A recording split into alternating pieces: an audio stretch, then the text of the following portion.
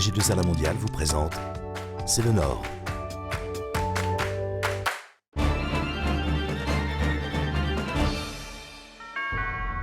Bonjour, C'est le Nord s'intéresse aujourd'hui à la santé.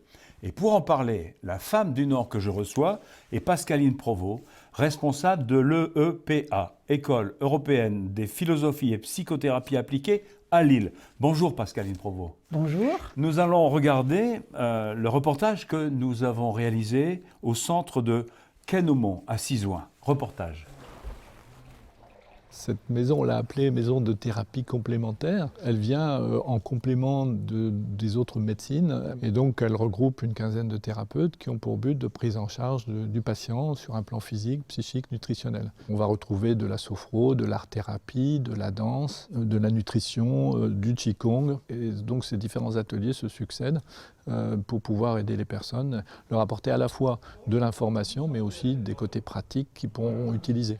Ça leur rapporte un bien-être, apprendre à se détendre parce que même si elles viennent aux ateliers, elles sont encore dans un parcours médical avec des chimios, des radiothérapies, des questionnements aussi par rapport à la maladie, à leur devenir. Donc ça permet justement de répondre à une demande plus ouverte en mettant des thérapeutes avec des spécialités différentes. Ce qui m'a amené ici, eh bien, c'est pas original. C'est l'annonce d'un cancer du sein il y a 4 ans. Ça m'est tombé dessus comme à beaucoup de femmes. Et ici, j'ai vraiment pu déposer mon sac en arrivant et j'y ai trouvé beaucoup d'écoute, de compassion, de bienveillance et ça a été vraiment ma bouffée d'oxygène. Et je pense aussi que c'est hyper important pour nos familles parce qu'ici, on a le droit de pleurer. On a le droit de raconter ce qui nous arrive. On ne se sent pas toute seule parce que malheureusement, oui, on n'est pas seul dans la maladie. Et du coup, on repart chez soi regonflé, je dirais, et beaucoup plus positif pour notre conjoint, nos enfants. On ne veut pas leur parler cancer, on n'a pas fait d'ailleurs de groupe de parole. La communication se fait spontanément dans les intercours qui se passent. Et donc, cela se fait avec une certaine spontanéité. Pascaline Provost, la première promotion de l'EEPA a été diplômée fin 2015. Pouvez-vous nous expliquer ce que c'est que cette formation et d'où vous est venue l'idée de créer à Lille cette école? Alors cette formation d'abord a été créée en 2004 à Paris par Nicolas Knin et Nicole Attali et qui ont créé depuis d'ailleurs la SFU, Sigmund Freud University de Vienne. Et à cette époque-là, l'école existait à Paris, à Bruxelles, à Barcelone et à Oulgat. Et il n'y avait rien dans le Nord. Et donc Christian Legrand, qui était un ami, m'a proposé d'ouvrir cette école à Lille.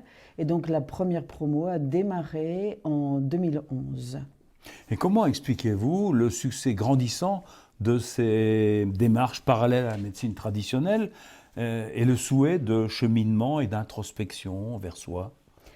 Je pense qu'aujourd'hui, les personnes, globalement, sont en quête de sens et ont besoin de ce que j'appelle réenchanter la vie.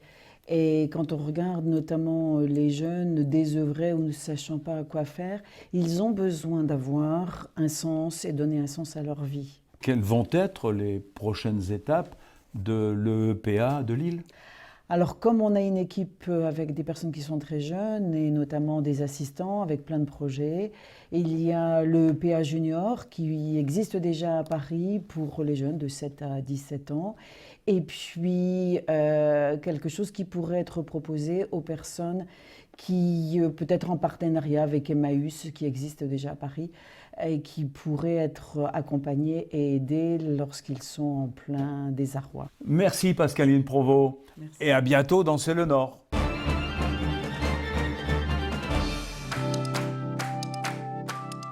AG2R La Mondiale vous a présenté C'est le Nord.